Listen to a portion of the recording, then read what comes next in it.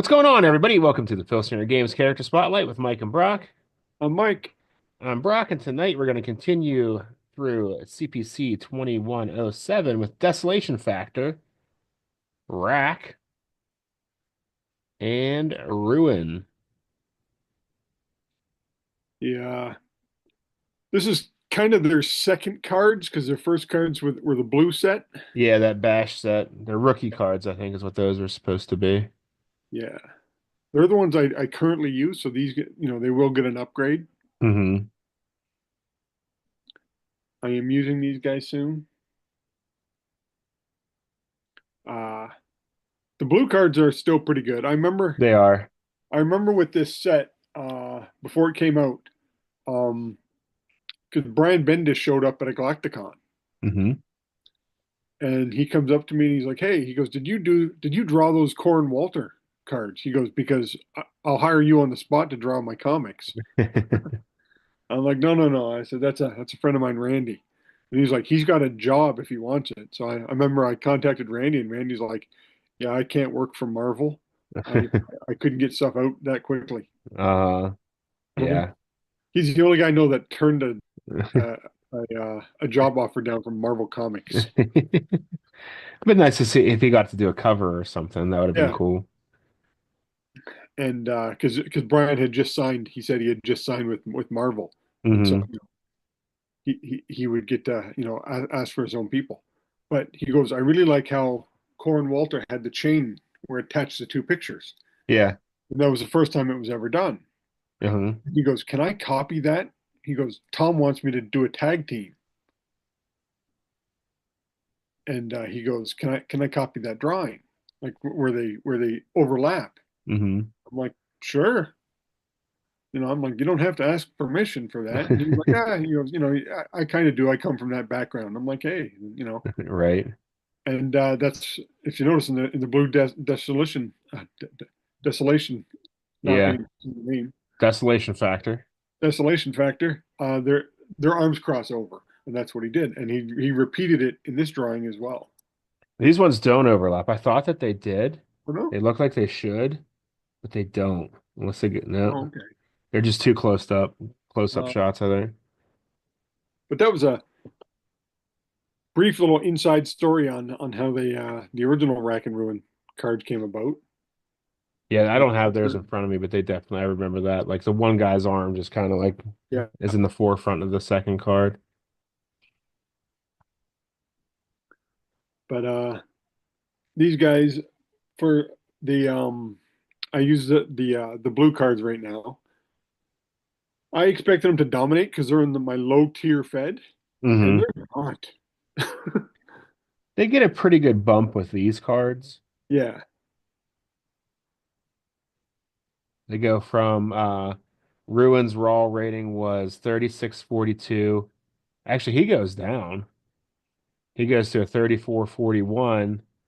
But I think Rack goes up significantly. Yeah, Rack goes up from a 2943 to a 4152. oh, So yeah, he has a pretty significant upgrade.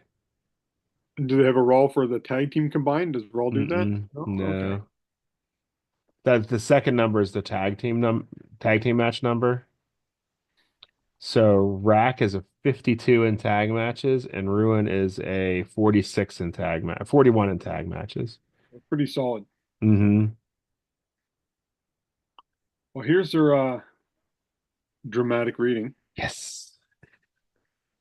Defecting to the CPC from the WGX in 2107, Rack and Ruin made an instant impression upon the tag scene in the two leagues. Under Doomsayer's guidance, they were awarded the CPC Tag Team title when they arrived, later holding both Federation titles simultaneously after winning the GWF Tag Team title in late 2108, during a hotly contested feud against Thunder and Overkill in 2109. However, seeking greater fame, they abruptly jumped ship to the GWF, and Commander Sam became members of the Elite Federation Defense Fighters. Oh, so they became good guys. Oh, nice. They didn't last long there. Oh, okay. Because Magnus brought them into his alien connection team to fight Sam and the FDF. They weren't good enough to prevail in sudden death, though, even against a less experienced team like Stars and Stripes, frustrated by the defeat at the hands of his blood enemy Mangus. took the toys and left. Alien Connection departed in GWF in 2115, reportedly to wrestle in the CWA, the Cygnus Wrestling Alliance, while Ooh. Rack and Ruin remained. Hmm. So they had a brief stint as good guys, Yeah, 2 years under Commando Sam. that's pretty funny. I didn't know that. No,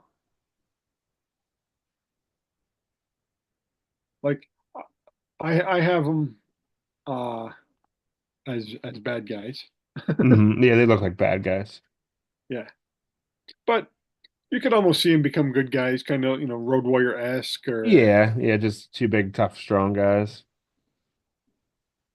I don't know what kind of like right now for me they don't have much of a personality. Hmm. I don't have them talking. I just figure they're not good on the mic. They don't speak English. So I do have a manager for them. They're teamed up with one of Steve Minskoff's uh, wrestlers Hmm. named Turbo, Okay, seen him. and they're also teamed up with. Now I know Jeff gets upset at this. Uh, the Man of Power card, the original Chaos, Uh-huh. because I was like, completely different character, different wrestling background. He's a different wrestler for me. And so Turbo and Man of Power are a team, and they have a group name called Power Team, and Desolation Factor are a part of it. So they have a manager in Vixen, which was Turbo's manager. Hmm. So it's pretty, you know, and they're feuding my uh, GWF originals as they're called. So all the old retiring GWF guys who are down there, Yeah, so yeah. they feud them. Okay. And since that corridor is constantly changing, it's always fresh. Hmm. Because guys are slowly working their way down. Yeah. And so right now, the main feud is Power Man versus Exo King and Hmm. Turbo versus Killer Queen and Dreadnought and Mr. Galaxy are a team, and they're feuding Desolation Factor. And the Desolation Factor is winning that one because Hmm. Dreadnought's not doing too well, but uh, so they're finally winning a feud because before they didn't do much. But with these new cards coming out, they get improved finishers because they both have a tag finish in the blue one. Hmm. Oh no, I think one has two. Trying to remember. Um, but in this new one, I don't own the cards right now. Okay. Just putting that out there. So you have the cards in front of you. I do. They each have a Racked and Ruin +4 tag team finish, and it's a +2 move in singles. So they Okay, can do it themselves too. What is that? It is I figure it's a backbreaker. Samoan drop from the top rope, Okay, so they just do a regular Samoan drop, and then in the tag they do a Samoan drop from the top. I guess.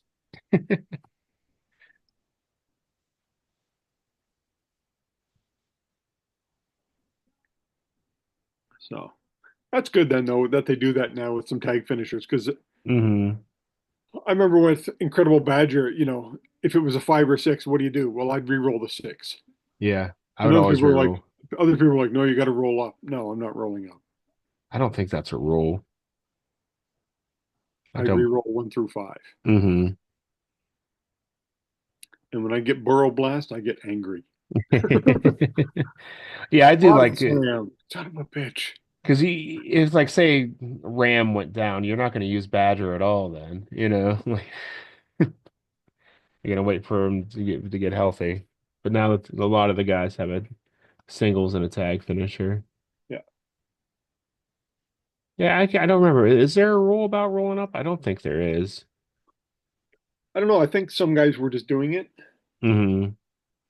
but I do like the fact that they now separate it where it's tag and singles. They just decrease it a bit. Right. Or make it a different move altogether. Yeah, but at least they're separating it. So they still because some guys would just have that tag finisher, and they're like, yeah, they get no finisher. No, Right. no, I'm still giving them a finisher. It's just a zero. I don't take it that far. Yeah. So, but these guys are. I I fully expect them to be a dominant tag team, especially when one of them's almost in the 50s or in the 50s as a Yeah. tag team. hmm here's the official ruling on a double team move from the rule book. A move on offense followed by tag means the move only works when the wrestler is involved in a tag team match. In singles matches, roll again at the same level of offense until you roll a different instruction. Okay. A move on offense followed by singles means the move only works in singles matches. In tag matches, roll again at the same level of offense until you roll a different instruction. That rule never made sense to me. Like the singles only move. Yeah. Well, I can't do that body slam. We're in a tag match. Yeah. I don't do that. I, Like, I I don't I think I can't remember the last time that's been on a card where it said singles, a declared singles move. I guess I would only do that with finishers. yeah, Like, well, that's what it is. Like if I had I'm going back to Incredible Badger right now. If he hmm had a singles and tag, yeah, he's doing either. right. Because he's gonna win the he was trying to win the match.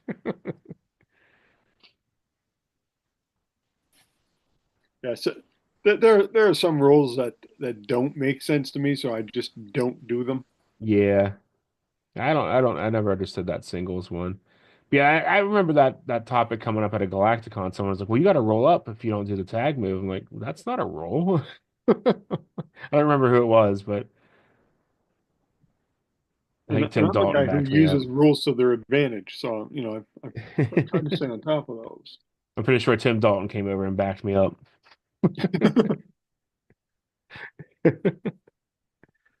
Yeah, usually when some of the old timers back you up, you got it made. Right. Even if Like if we're I'm only doing talking something about, wrong, I mean, correct me. I'm fine with it. But if it's in the rules as stated, as we just read, then that's the rule. yeah,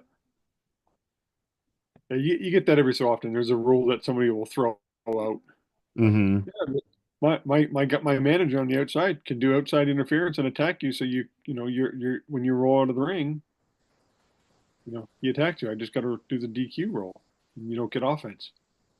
hmm That's why in a lot of tournaments they ban managers because I Yeah. use that rule to my advantage many a time. Oh, do I get a manager? Okay, I always forget the ringside ally rule. not this guy. Because that's what, six or less they can Yeah, attack? Yeah. yeah, Otherwise, you use the chart ruling, I think. yeah. So basically, it negated a lot of A rings, A and B rings. hmm So yeah, when I pick certain guys, there are reasons why there are rules that are put in for tournament play in Galacticons. It's because I use rules to my advantage. I understand the double DQ that's kind of become an official rule where you have to Yeah, fail your DQ rule twice because it's a tournament. Like it kind of sucks. Like you rule that DQ early on in the match and it's done. Because some of these guys, some of the even the top guys have DQ ratings of 6 and 7.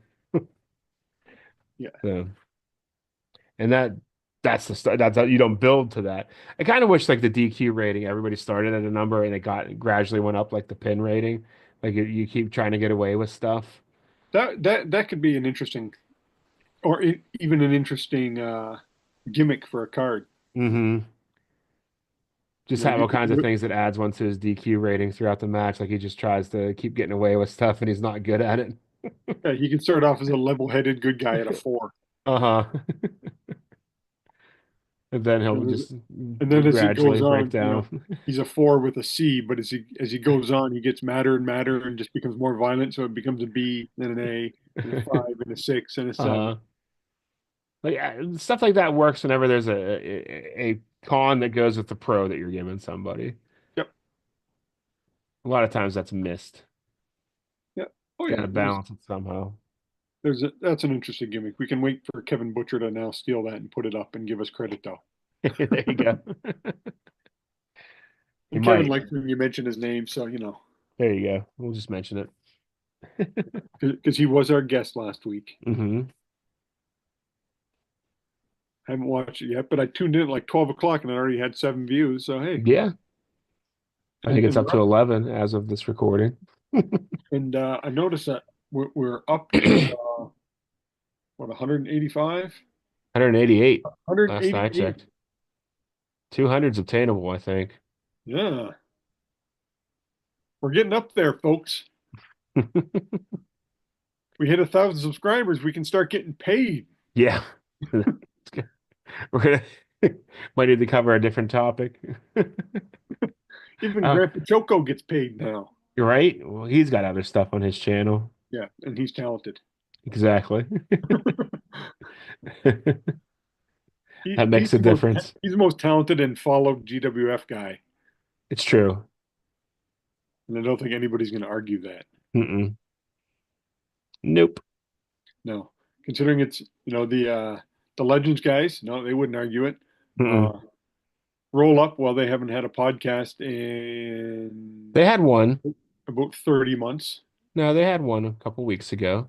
Really? Roll Up had a no Yeah, way. let me get the date for you. They had one. They're back, baby. Let me see. Let me see. When was the last one? I got oh no, they don't even show up on my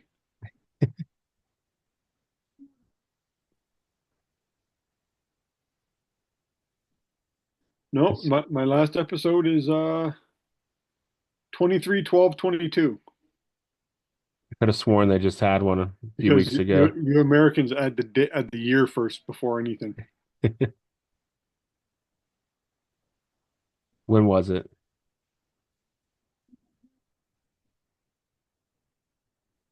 I don't know, but I know that there was recently they posted that they were maybe doing something. And maybe as far as I knew they had canceled their podcast. It got canceled for reasons which I'm not going to say on air. It's back. Hey, it could be back. If so, if it's a good podcast, I did enjoy listening to it. Hmm. I still listen to Roll Up. Even my wife listens to Roll Up because every so often they'll make fun of me and she thinks it's funny. True. Let's see here. But we are Yeah, getting maybe that was a dream. okay. Yeah. We are getting a bit sidetracked here. We'll get back to Rack and Ruin. How would you power creep these two fellows? Uh, Ruin's offense is not very good. He has the level two move at one on level three. So that, and he only has one straight through level three move on level two offense. His number in the number five slot, he has a choice D. There's a couple things you can do on him, but he's a defensive monster. Yeah. He has one down on his entire card with a leave on it. Um, his ropes are a C rating, and his death jump is also a C. I'd get rid of one of those C's, I think. Yeah. Probably the death jump because that could lead to a pin. If he's, I'd go with ring. I mean the ropes. Put Okay. that rope into a B. Yeah, I'm gonna change the death jump to a B. And on the other fella, He's fairly solid. Um, he'll keep you down. He's got two out of the rings. Um, three straight through level three moves on level two offense. He's got a 50-50 shot at putting you down there. He's got a drop kick two choice A though at number six on level one. I think I'll just make that a level three move. That'll move him into main what's event his agility? status. His agility's like a +1 or something. Yeah, it's plus one agility, minus I'll give four him, power. I'll give him a 0. I'll make him like massive. And then Ruin is plus to -5. So he's as strong as you can be. which should lead into our Mount Rushmore topic. Yeah, See how we did that? it's called a segue. It's our favorite powerhouse wrestlers. So you got to have a -4 or better power. So I'll start off this week. All right. I'll do my four. My number one, easily, Massive. Hmm. One of my all-time favorite wrestlers. I just loved Massive from the start. Um, Next up on my Mount Rushmore, the second Spike card. Mm. He's going to That, be on mine. that one's top notch for me. Followed up, Chaos, Yeah. Our lists are going to be very similar. probably. Um, then I think I'm going to go with uh,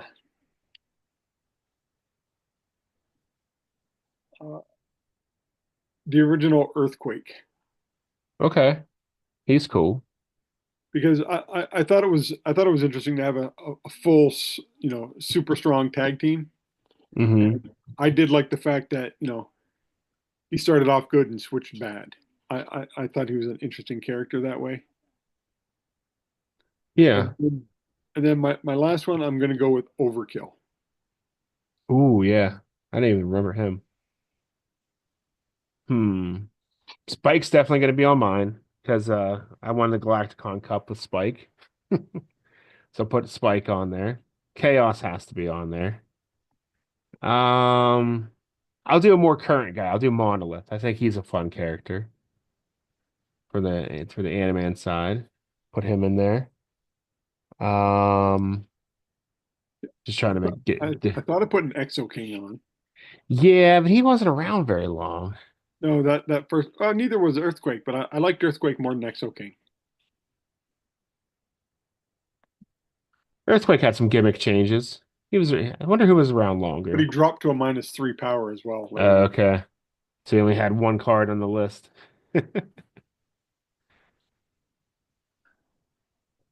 I'll go with Genocide.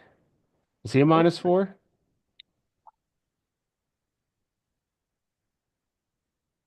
I almost feel like he would have to be in that form. Buck Steel Genocide, yeah, he's a -5. Okay. I'll throw Genocide on the list Okay, yeah. just to be different. And trying to think of somebody that we're not thinking of. Had Spike, Chaos, Genocide. They had Brute. Oh, Brute. Yeah, Brute's a good one. I'm gonna go put Brute on there. He's kind of like he's not that good, but he's Well, just big. neither was Chopper. Like, and No, I did like the original Brute, but he's and I very played the game. iconic. But that's Played basically the two game of singles with him. gladiators. I'll put Brute on there in my honorable mention. What was Pegasus's power? The first one a -3, second one a -4. Okay, I'm gonna go with Pegasus' second card, Okay. just as that kind of a different type of powerhouse. Yep. Since we're kind of short, who are some of your favorite powerhouse wrestlers in the real world? Um, well, I was always a big fan of, and I made this list before with someone else. Um, Everybody knows Dr. Death Steve Williams was my favorite wrestler, and he Hmm. was he was known as one of the strongest wrestlers. Hmm. Like I have him in a match, and he press slams. I think it's Kevin Sullivan 10 times. That's hard too because he's kind of built like a ball. Yeah. So he can't help as much as other people would be able to. Road Warrior Animal. Hmm. Like even Hawk said, there's no way you're competing with him upper body. Like I remember when he slammed Jerry Crusher Blackwell. Hmm. Dear Lord, Yeah. like Blackwell didn't get slammed. If anybody knew Jerry Blackwell, he was pushing 450 easy. And it was Road Warriors versus Slaughter and Blackwell. So it was a bunch of big men. Hmm. And Animal picks up Blackwell and slams him. I was like, he weighed as much as Andre back then. Yeah. Uh, Brock Lesnar, Hmm. loved watching him. He's just Uh, an amazing athlete all around. yeah. Kane. Yeah. John Cena's got to be on that list, I think. I know I was watching that round table. The WWF had a round table, and they were talking about the strongest wrestlers. Hmm. And Big Show said John Cena picked him up, and he said he just kept him there like he was nothing, Yeah. like he was a baby. He just walked around with them. Uh-huh. And Cena's not that big, which makes it more impressive. Yeah, he said, but he was incredibly strong. And I think we can't talk about this without mentioning the world's strongest man, Mark Henry. Oh yeah, there's lots of guys like um, Danny Hodge. Hodge wasn't strong. He had a What? grip. He had a grip, but he wasn't pushing 400 pounds on a bench press. Okay. Um, but you had like guys like Dino Bravo who could and Ted Arcidi bench 715. Iron Sheik. Like there's lots of wrestlers who were incredibly like real life wrestlers who were incredibly Hmm. powerful. Like I wrestled with two guys on the indie scene who could bench over 400 pounds, Hmm. Yeah, they're out there. Braun which Strowman, who just got fired. benching 400 pounds, that's a big deal. Hmm. And they were Mike Lutz and Shooter Sean Brown. And I remember one of the big matches I had with it was the first time I called in the ring. And I remember this. I got lost trying to find this place in Hamilton, and I show up, and I'm second to last match because I'm being pushed for the heavyweight title, Hmm. and I'm taking on Mike Lutz, who's a known strongman. I get up there, I'm late, so we don't really have time. He goes, we'll just call it in the ring. I'm like, okay, it's about time. I probably do it. I'm like, what do you want to do? He goes, well, just. I'm like, he goes, you're going over. I gave him my finish. He goes, we'll just call it in the ring. He goes, we'll just have a big man power match. He goes, we'll just do moves and bump heads, bit by bit. And he goes, I'll do the move, and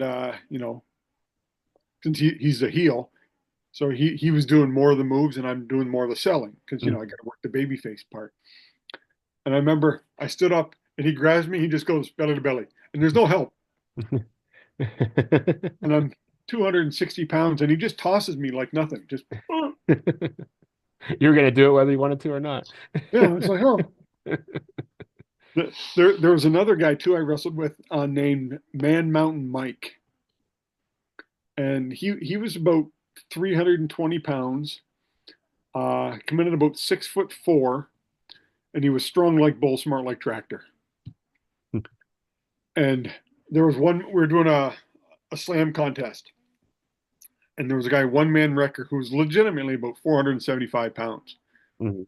and Mike went in and picked him up for a slam, and just Mike wasn't supposed to be able to slam him. He just picked him up because he forgot he's not supposed to pick him up. But like I said, not that smart. And he hoists him up, and everybody in the back's like, "What? No one's supposed like the guy's almost 500 pounds, and he just hoists him up like he's nothing." Whoa. And then you almost hear a record go, "Put me down." Oh, and Mike drops him, on my back. But there was a battle royal, and this is the one thing I remember. We're in the battle royal, and I was wrestling RWA, and I'd only been there about a year. And the winner of the battle royal gets a shot at the heavyweight championship in a big upcoming supercard we're having. And the owner of the promotion was supposed to be one of the last guys out. He was like the second guy out because he was only like 150 pounds. Like he wasn't going over, Yeah. but he was supposed to be in the final. So Mike picked him up, and he said, Steve, like, just give me a big power bomb in the middle of the ring, and everybody just kind of leave me there. So Mike's like, yeah, I'll throw you through the ring. And he picked him up, but Mike was so strong, he picked him up and he launched him. That's what happened with Batista and John Cena when they both went over in the Royal Rumble. And you just see Steve flying through the air like Yeah. 14 feet in the air, and like, oh, crash, hits a barrier and down. And we're like, oh my God. And that was one of the last times Mike wrestled. Uh-oh. You can't do it to the promoter. Ooh. That's funny. But he ended up leaving promotions, and but yeah, he was just dangerous. He was so strong, he didn't realize his own strength. Hmm. Big, he was always a big farm boy his entire career. Yeah. That'd be kind of hard to like try if you have that natural strength to know when to pull back. Yeah, but he I just mean, I didn't would realize never it. know. He I just would never know what that's like, but he just lost a guy. Like, oh, he's only 140 pounds. I just he's gone. That's great. Good that's the stuff. name of that. But we should wrap this up here. All right, everybody, thanks for watching. If you enjoyed this video, please give it a thumbs up. If you haven't done so yet, please hit that subscribe button. We're getting closer to 200 subscribers, so maybe we can get that by the end of 2025. We'll make that a little personal goal.